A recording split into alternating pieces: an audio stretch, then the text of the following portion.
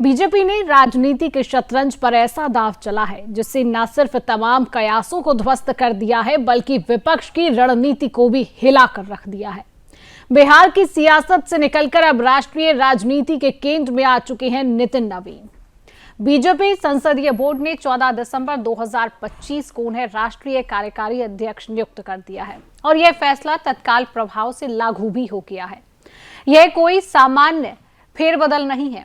माना जा रहा है कि यह फैसला आगामी चुनावों की पटकथा लिखने का है। यह फैसला पूर्वी भारत में सियासी संतुलन बदलने का है और यह फैसला जातिगत गणित से आगे बढ़कर रणनीतिक राजनीति करने का है। पटना की बांकीपुर सीट से 5 बार के विधायक, बिहार सरकार में सड़क निर्माण जैसे अहम विभाग के कैबिनेट मंत्री, 45 साल की उम्र में संगठन और सत्ता दोनों का अनुभव रखने वाले नितिन नवीन, कायस्थ समाज से आने वाले नवीन उस समुदाय का प्रतिनिधित्व करते हैं जिसकी देश भर में आबादी 2.5 से 3 करोड़ के बीच मानी जाती है। उत्तर प्रदेश, बिहार और खास तौर पर पश्चिम बंगाल, जहां 27 लाख से ज्यादा कायस्थ मतदाता हैं और जहां 2026 में विधानसभा का चुनाव भी होना है। ऐसे में अब सवाल ये उठता है कि क्या यह फैसला बंगाल की राजनीति का खेल पलट देगा? क्या बीजेपी अब तृणमूल के साइलेंट वोट बैंक में सीधी सेंध लगाने की तैयारी में है? और क्या नितिन नवीन की ताजपोशी 2026 के चुनावी रण का बिगुल है? सूत्र बताते हैं कि इस बड़े फैसले की नींव छत्तीसगढ़ की राजधानी रायपुर में पड़ी थी, जहां केंद्रीय गृह मंत्री अमित शाह और नितिन नवीन के बीच हुई एक गोपनीय बैठक ने सियासी स्क्रिप्ट को अंतिम रूप दिया। छत्तीसगढ़ में भूपेश बघेल सरकार की विदाई में अहम भूमिका निभा चुके नवीन शीर्ष नेतृत्व की गुड बुक्स में पहले से थे। यानी साफ है कि बीजेपी ने यह फैसला किसी मजबूरी में नहीं बल्कि पूरी चुनावी तैयारी, ठोस गणना और दूरगामी रणनीति के तहत लिया है। तो आज का सवाल बड़ा है। क्या नितिन नवीन बीजेपी के लिए 2026 की चुनावी लड़ाई का तुरुप का इक्का साबित होंगे? और क्या पूर्वी भारत की राजनीति अब निर्णायक मोड़ पर पहुंच चुकी है? आज इसी मुद्दे पर हम चर्चा करेंगे। तमाम पैनलिस्ट हमारे साथ जुड़ेंगे, लेकिन उससे पहले कुछ प्रतिक्रियाएं आपको सुनाएंगे। सुनिए।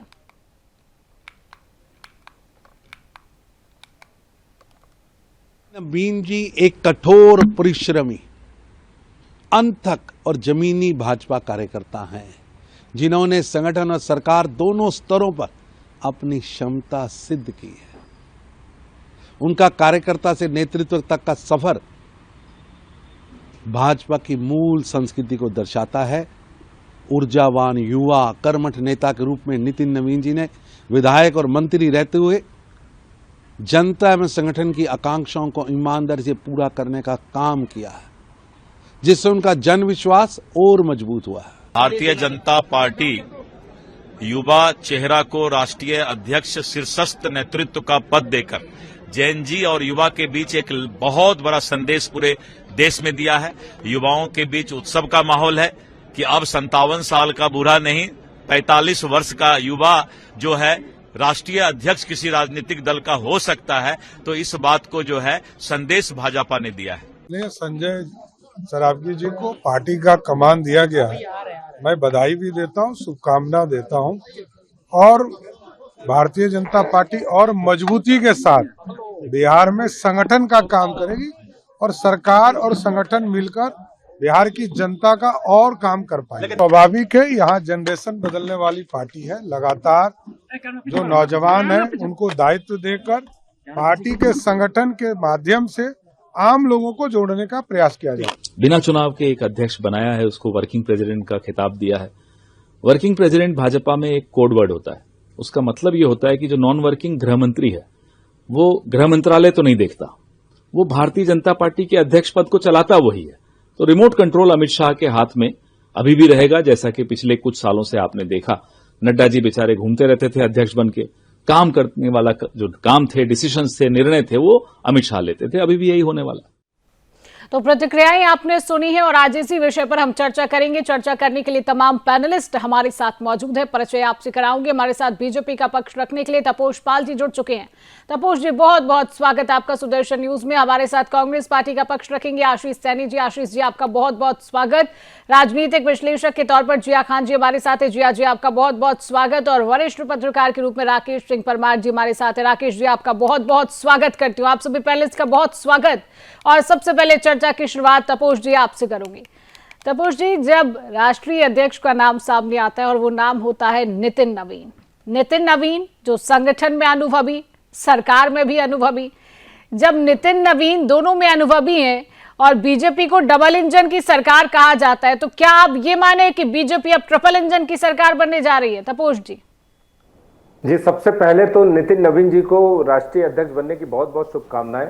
बहुत दिनों से ये चर्चा थी और आपने देखा था कि अखिलेश यादव जी ने संसद में भी अमित शाह जी से इस बारे में पूछा भी था और इस तरीके की सारी चर्चाएं भी हुई थी। तो बहुत दिनों से सब जगहों पे ये चर्चा थी, लेकिन जब नाम सामने आया तो सबको सरप्राइज किया और सारे के सारे न्यूज चैनलों में सडनली ये जब कल ये लेटर आया और सब लोगों को मालूम चला, तो देखिए सबसे बड़ा उत्साह क्या है पार्टी में कि एक बहुत ही युवा चेहरे, मात्र 45 साल के वो हैं और उनको जो है ये दायित्व मिला है, जिस दायित्व में बड़े बड़े लोग रहे हैं। और सबसे बड़ी चीज क्या है कि इस समय भाजपा ने जो जैसा नेतृत्व संभाला हुआ है पूरे भारत का और जिस तरीके से ये संगठन बढ़ रहा है और विश्व की सबसे बड़ी पार्टी है इस समय, अगर आप उनके मेंबरशिप के माध्यम से चले तो उस पार्टी के अध्यक्ष नितिन नवीन जी और 45 साल की उम्र में वो उन्होंने जो ये इनको पदभार मिला और जो इसका दायित्व मिला, ये बहुत ही अभूतपूर्व है। सभी जगहों पे बहुत ज्यादा उत्साह है लोगों में। मैं कुछ चीजें बता दूं, जैसे वो 2008 में राष्ट्रीय कार्यकारिणी के सदस्य रहे हैं भारतीय जनता युवा मोर्चा के, 2010-2013 में राष्ट्रीय महामंत्री भारतीय जनता युवा मोर्चा के रहे हैं, 2016-19 में प्रदेश अध्यक्ष बिहार भारतीय जनता युवा मोर्चा के रहे हैं। उसके बाद 2019 में सिक्किम भाजपा के चुनाव प्रभारी नियुक्त किए गए थे। सिक्किम में संगठनात्मक प्रभारी के रूप में पार्टी को विस्तार देने में उनकी बहुत बड़ी भूमिका रही है। और बाद में जब छत्तीसगढ़ में भाजपा के संगठनात्मक प्रभारी बने और वहां पे उन्होंने काम किया, तो वहां से अमित शाह जी की मतलब इनको जो है इनके जो कार्यशैली थी वहां से इनको जो है पकड़ में ये आए थे। ऐसी चर्चाएं चल रही हैं जो मीडिया में। और उसके बाद 14 दिसंबर 2025 में उनके नाम की घोषणा होती है। ऐसा ये माना जाता है कि ये संगठनात्मक कौशल बूथ स्तर से लेके राज्य के पार्टी को मजबूत करना, ये इनकी मतलब हाँ, कहीं ना कहीं बीजेपी पार्टी ने ये जो निर्णय लिया है इसका फायदा भी कहीं ना कहीं है। चलिए ठीक है, दो चीजें मैं और बता दूं। जी। चुनाव प्रबंधन में इनकी जबरदस्त भूमिका रहती है, जैसे कि बिहार, सिक्किम, छत्तीसगढ़ में जो भूमिका दिखी और बिहार और दिल्ली का जो इलेक्शन था उसमें भी युवा नेतृत्व का प्रतिनिधित्व ये बहुत जबरदस्त है उनका, क्योंकि ऐसा ये माना जाता है कि ये जनता के बीच में रहने वाले और इजी एक्सेसिबल है, सभी लोगों के पास इजीली पहुंच जाते हैं। कोई लोगों में ये हिचक भी नहीं होती कि वहां तक वो जो है पहुंच पाएंगे कि बात करेंगे कि क्या है, तो बहुत इजी गोइंग लीडर्स में आते हैं। बिल्कुल तपोष जी, कई खासियत हैं और उसी खासियत की वजह से राष्ट्रीय अध्यक्ष उनको चुना गया है। तब हमारे साथ आशीष सैनी जी भी हैं। आशीष जी, कांग्रेस पार्टी इस नियुक्ति को पॉलिटिकल स्टंट बता रही है, लेकिन अगर हम जमीनी कार्यकर्ताओं की बात करें तो वो तो बहुत उत्साहित है इस नियुक्ति को लेकर। क्यों पॉलिटिकल स्टंट आपको लग रहा है आशीष जी? देखिए, कांग्रेस पार्टी ने इसको पॉलिटिकल स्टंट केवल इसलिए बताने का काम किया है क्योंकि विपिन नवीन जी वास्तव में जब कार्यकारी अध्यक्ष बनाए गए तो हो सकता है जैसे आपने उनको बताया कि इतने प्रतिशत आबादी वहां से जुड़ेगी, इतने परसेंट आबादी वहां से जुड़ेगी और पूरा एक जबरदस्त समूह बन जाएगा और पूरे बीजेपी की लहर चलेगी। इन सब चीजों के तथ्य से विपरीत यदि आप जेपी नड्डा जी के कार्यकाल को देखना शुरू करें, भारतीय जनता पार्टी में जितने भी राष्ट्रीय अध्यक्ष बने हैं वो पहले राष्ट्रीय अध्यक्ष से लेकर अटल जी, आडवाणी जी, मुरली मनोहर जी और अनेक लोग, राजनाथ सिंह जी तक भी जो राष्ट्रीय अध्यक्ष बने हैं वो एक लोकप्रिय नेता हुआ करते थे। वो जनता के बीच में, कार्यकर्ताओं के बीच में एक लोकप्रिय थे। उसके बाद जब अमित शाह जी अध्यक्ष बने तो केवल नरेंद्र मोदी जी ने उनको अध्यक्ष बनवाया क्योंकि वो उनके साथ थे, उनके गृह मंत्री होते हुए भी उनके साथ वो काम करते रहे राष्ट्रीय अध्यक्ष के तौर पर। लेकिन चुनाव आयोग की बाध्यता और कुछ सीमाओं को देखते हुए गुजराती नेतृत्व का दबाव होने के कारण इन्होंने एक व्यक्ति चाहिए जो अलग से हो, जो गुजरात से ना हो और जो उनके हर भ्रष्टाचार, हर लूट और हर झूठ पर वाहवाही करने का काम करता रहे। तो ऐसे एक व्यक्ति की तलाश पहले जेपी नड्डा के रूप में हुई। जेपी नड्डा जी लोकप्रिय नेता कितने हैं ये आप जानते हैं, और आज भी वो 2 बार लगातार जिला प्रदेश राष्ट्रीय अध्यक्ष रहने के बाद आज उनकी स्थिति क्या है। और विपिन नवीन जी का नाम भी कल से गूगल पर सर्च किया, अभी तपोष पाल जी ने भी सर्च करके अच्छी जानकारी निकाली, तो इसके लिए तपोष जी को भी बधाई, क्योंकि उनको भी लगेगा कि कभी ना कभी उनका नंबर आएगा। लेकिन वास्तविक स्थिति ये है, क्योंकि हम उस पार्टी की बात कर रहे हैं जो देश में सरकार चला रही है, वह पार्टी राष्ट्रीय अध्यक्ष पर ऐसे व्यक्ति की नियुक्ति करती है जिसका मतलब एक अच्छा 5 बार विधायक रहे, सब कुछ रहे। तो ये एक सामान्य लोकप्रियता की आशीष जी लोकप्रियता की डेफिनेशन क्या है आपके मायने में? आप कह रहे हैं कि लोकप्रिय नेता नहीं है, उतने गूगल पर तपोष जी ने अभी सर्च किया होगा, एक बार डेफिनेशन बताइए जी। नहीं, मैं गूगल पर सर्च करके इसलिए बता रहा हूँ कि तपोष पाल जी को उससे पहले कोई जानकारी नहीं थी, अब उनको जानकारी मिल गई है। मैं इसके लिए उनको बधाई दे रहा हूँ कि एक दिन तपोष पाल जी का भी नंबर आएगा, ये भी राष्ट्रीय अध्यक्ष या किसी राष्ट्रीय जिम्मेदारी पर आएंगे, क्योंकि ये एक सामान्य प्रक्रिया है पार्टी में, ये कोई नई बात नहीं है। लेकिन अगर आप इसे कहेंगे कि ये बहुत बड़ा मास्टर स्ट्रोक है, बहुत बड़ा स्टंट है, ये केवल ऐसे व्यक्ति का चयन है जो खामोश रह सके और जो गुजराती लॉबी के सामने सरेंडर रहे और न्यूट्रल बन के रह सके। ऐसे ही व्यक्तियों को, कोई शिवांगी जी ये कोई पहली व्यक्ति नहीं है, राज्यों में जो मुख्यमंत्री बनाए गए हैं सब इसी प्रकार के हैं, खामोश रहेंगे, हाथ जोड़ के चुपचाप बैठे रहेंगे, करना धरना उन्हें कुछ है नहीं। कौन से ऐसे मुख्यमंत्री हैं जो आपको लगते हैं कि हाथ जोड़कर बैठे रहते हैं और काम नहीं करते हैं? ये सब ऐसे ही है। कौन है? नाम तो बताइए, नाम बताइए, फिर हम तपोष जी से इस बात का जवाब लेंगे। कौन आपको मुख्यमंत्री ऐसे मैंने तो नहीं देखा कि हाथ जोड़कर कोई भी मुख्यमंत्री बैठा हुआ है कि आइए पधारिए, काम नहीं हो रहा है। मैं नाम बता देता हूँ, बताइए। नाम मांगे, प्रधानमंत्री नरेंद्र मोदी जी से शुरू कीजिए, वो भी अभी जब भी अपना भाषण देते हैं कोई काम की बात तो कोई बताई नहीं। अच्छा, चलिए ठीक है, आपने प्रधानमंत्री से शुरू कर लिया है कि वो जब गुजरात में मुख्यमंत्री थे। ठीक है जिया जी, आपने आशीष जी की बात को सुना है और मैं आपसे ये सवाल करती हूँ, जब राष्ट्रीय अध्यक्ष के तौर पर नितिन नवीन जी की नियुक्ति होती है तो क्या लगता है, क्या ये चुनावी मास्टर स्ट्रोक है? हालांकि आशीष जी का कहना है ऐसा कुछ नहीं है। उन्होंने कहा है कि ऐसे व्यक्ति को चुना जाता है जो सीधा साधा रहे और जिसकी कोई लोकप्रियता नहीं है, उसको चुना जाता है, जो बस सिर्फ हाँ में हाँ मिलाए। मुझे लगता है उनका अर्थ ये कहने का था। आपको क्या लगता है, आपका विश्लेषण क्या कहता है? जिया खान जी। मैम बहुत बहुत शुक्रिया मुझे इस चर्चा में शामिल करने के लिए, और सभी विद्वान पैनलिस्ट को गुड इवनिंग और जय हिंद। ये सवाल को 2 हिस्सों में लेते हैं। पहले नितिन साहब की बात करते हैं, उसके बाद जो हमारे कांग्रेस के प्रवक्ता उन्होंने जो बात कही उसका जवाब देते हैं। ठीक है।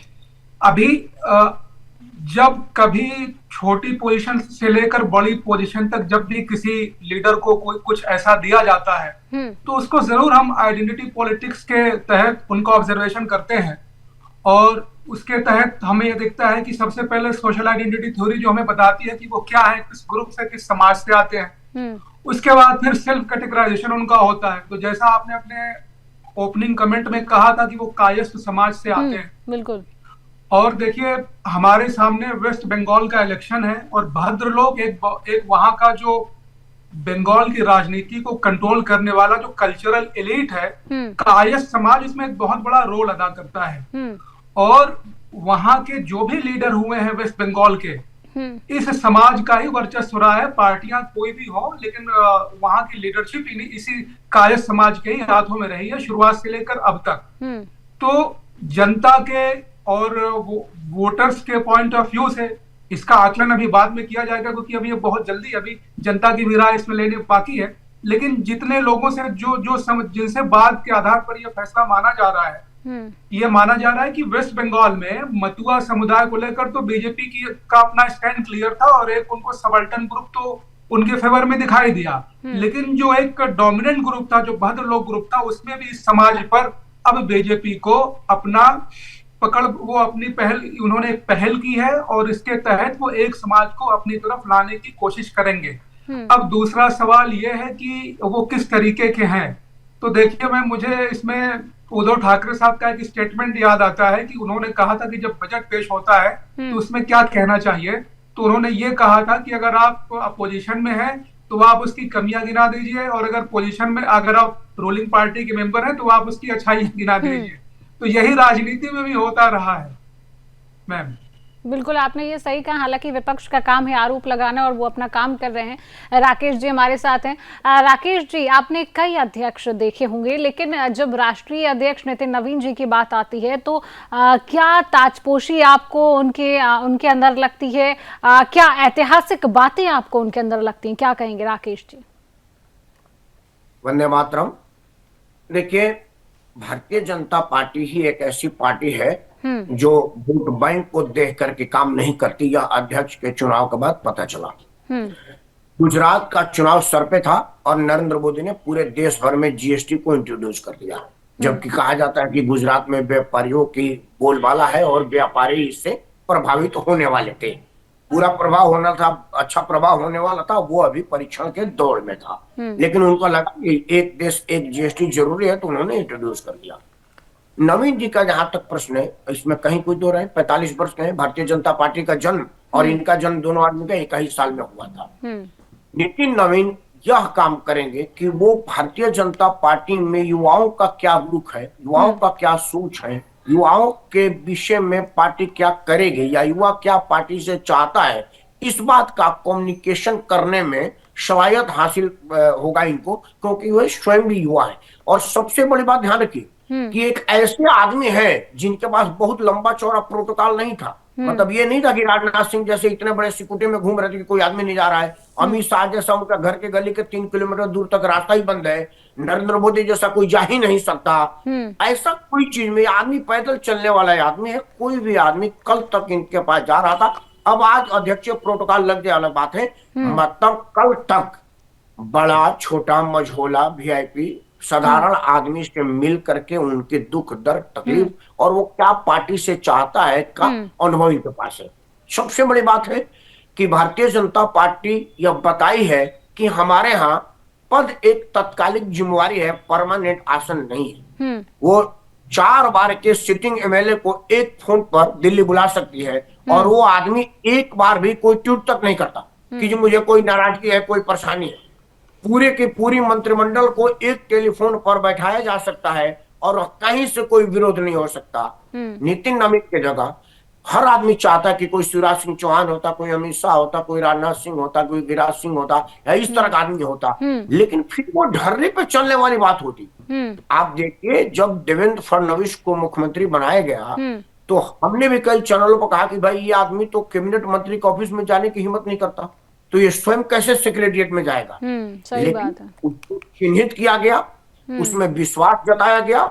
आज महाराष्ट्र की राजनीति की धुरी है देवेंद्र फडणवीस और वो अपनी राजनीतिक चपलता और अपने काम से लोगों को प्रभावित किया है और सारे सीनियर लोग कह रहे हैं कि फडणवीस जी में पोटेंशियल है, हम इनको अपना नेता मानते हैं।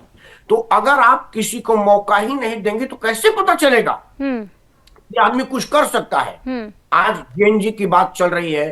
कुछ दिन पहले तक सारे विपक्ष लोग कह रहे थे कि भारत का जेएनजी, भारत का जेएनजी।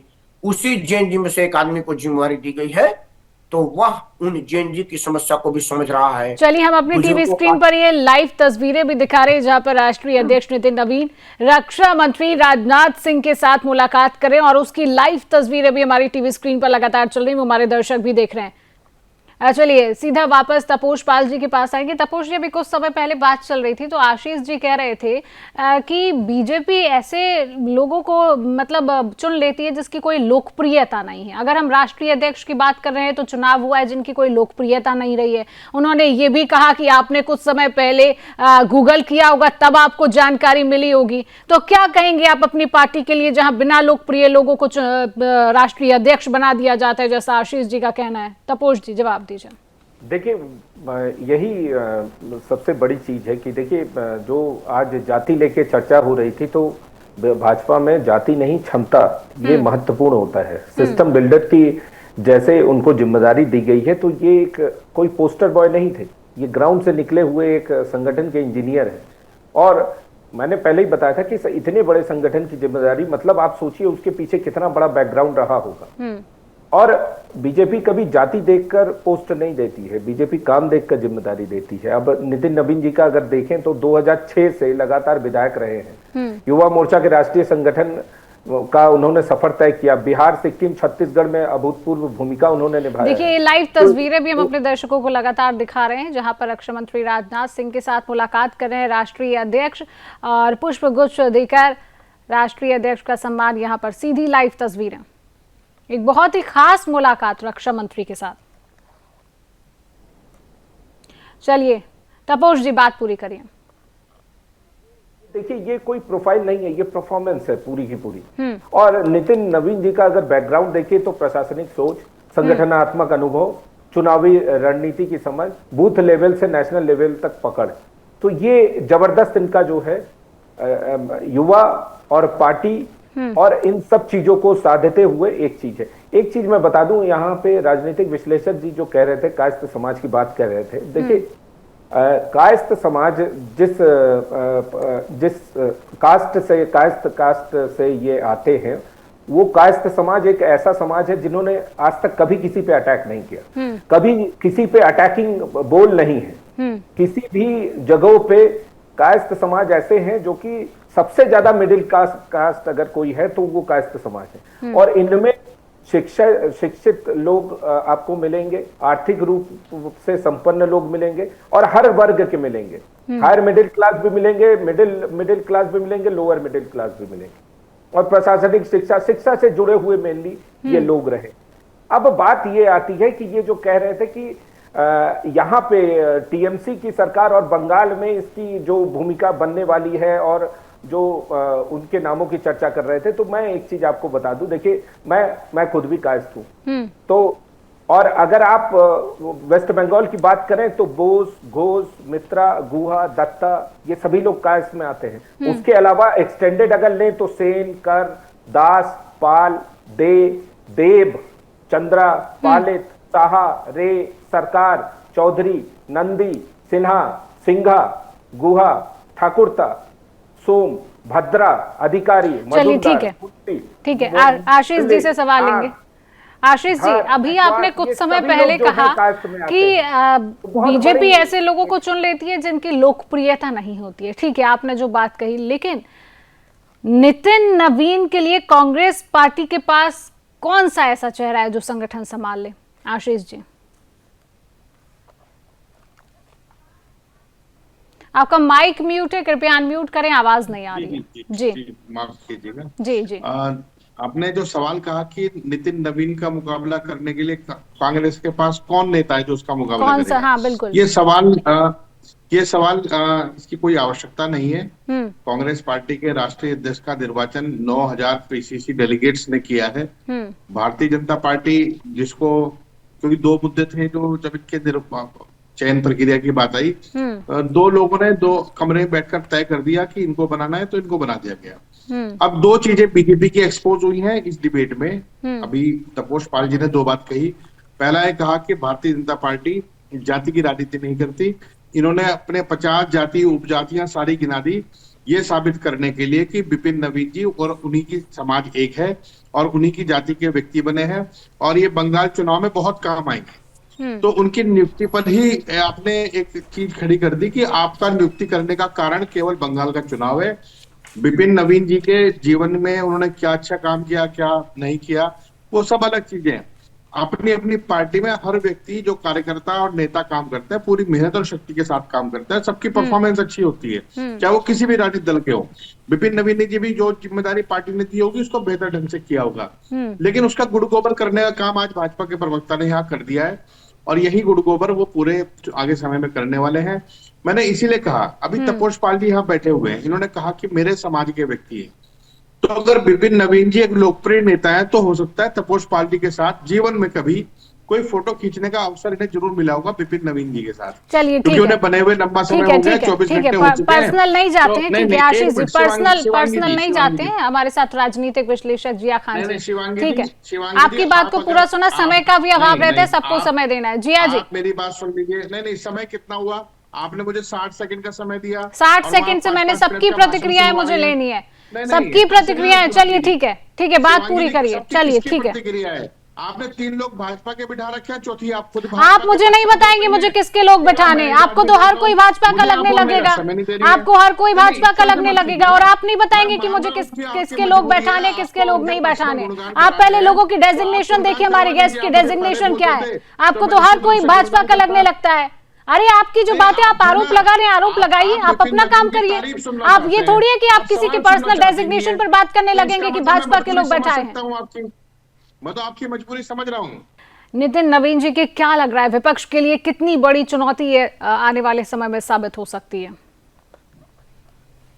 मैम, अभी इस प्रोग्राम में ही जैसा इस प्रोग्राम में ही दिखाया गया है, एज फैक्टर के साथ सभी पार्टी के जो अध्यक्ष हुए हैं और बड़े लीडर हैं उनकी एज दिखाई जा रही है, और ये इस तरीके से साबित किया जा रहा है कि सबसे कम उम्र के जो बीजेपी नवीन साहब है वो सबसे कम एज के हैं।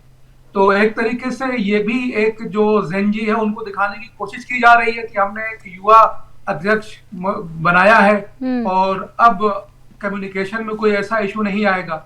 लेकिन अभी जब तपोषपाल साहब ये अपनी बात कर रहे थे कि जाति का कोई मैटर नहीं होता, देखिए हम इसको कितना भी घुमा फिरा के कह लें या चाहे जैसे कह लें, लेकिन जाति एक बहुत ही महत्वपूर्ण पैरामीटर होता है और सभी चुनाव में होता है। और ये चर्चा भी शुरू हो चुकी है कि वेस्ट बंगाल के इलेक्शन में पार्टी को इसका फायदा मिलने की संभावनाएं हैं, तो इसको इनकार नहीं किया जा सकता। और जहां तक कायस्थ समाज की बात है, तो कायस्थ समाज वहां का कल्चरल एलीट है, और वहां के जितने भी बड़े लीडर हुए हैं वेस्ट बंगाल के, ज्यादातर इसी जाति से आते हैं। मेरा कोई तपोषपाल साहब से कोई ऐसा पर्सनल मैं कोई उन पर कोई काउंटर अटैक नहीं कर रहा हूं, लेकिन जो ये एक ग्रुप है वहां का, उस पर बीजेपी की निगाह है और अपने अध्यक्ष के जरिए उनको अपनी तरफ, उस समाज को अपनी तरफ लाने की कोशिश की जा रही है। मैम चलिए ठीक है। राकेश जी, आने वाले 6 महीने में क्या लग रहा है कि राष्ट्रीय अध्यक्ष के लिए क्या चुनौतियां हो सकती हैं? राकेश जी,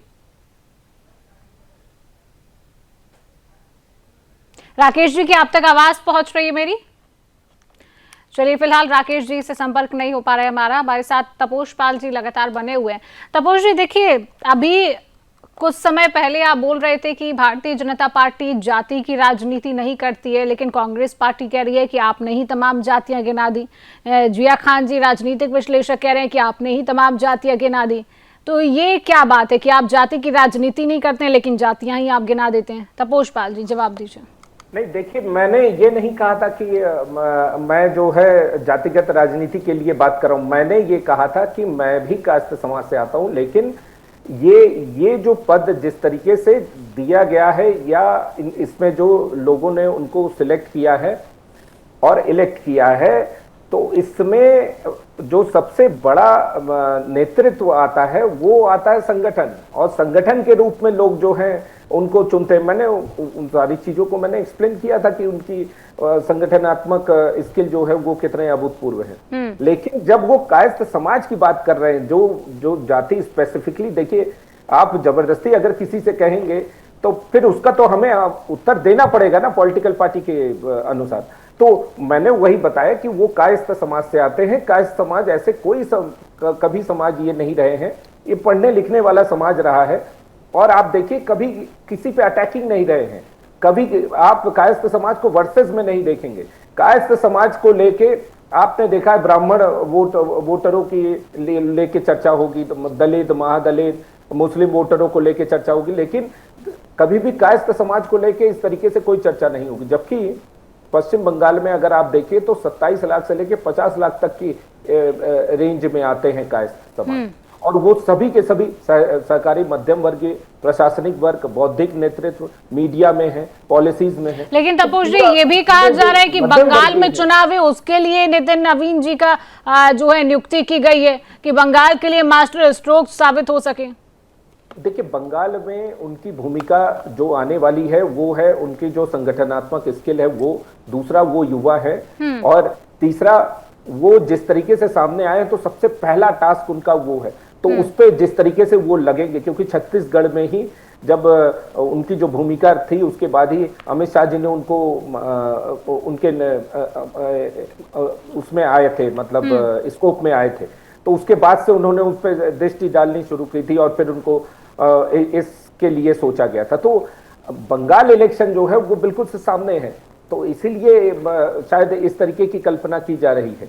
लेकिन अगर ओवरऑल आप स्ट्रक्चर देखें तो फिर उनका जो है बिहार में मंत्री पद रहा है और वो सड़क निर्माण विभाग, सहकारी विकास, आवास विभाग, लॉ विधि विभाग, इन सब का अनुभव है उनका। ठीक है तपोज जी, समय का अभाव है, चर्चा को आज फिलहाल के लिए हम यहीं पर रोकेंगे। आप सभी का हमारे साथ जुड़ने के लिए, समय देने के लिए आप सभी का बहुत बहुत धन्यवाद। तो राष्ट्रीय अध्यक्ष नितिन नवीन की नियुक्ति हुई है। हालांकि विपक्ष इसको लेकर पॉलिटिकल स्टंट बता रहा है। हमारे साथ जो प्रवक्ता जुड़े उनका कहना है कि लोकप्रियता नहीं थी। हालांकि तमाम सवालात भी इसको लेकर विपक्ष की तरफ से खड़े हुए हैं, लेकिन राष्ट्रीय अध्यक्ष की नियुक्ति नितिन नवीन। फिलहाल के लिए इस खास जवाब तो चाहिए कि हमारे शो में इतना ही। आगे देश और दुनिया की तमाम खबरों को जानने के लिए आप देखते रहिए सुदर्शन न्यूज।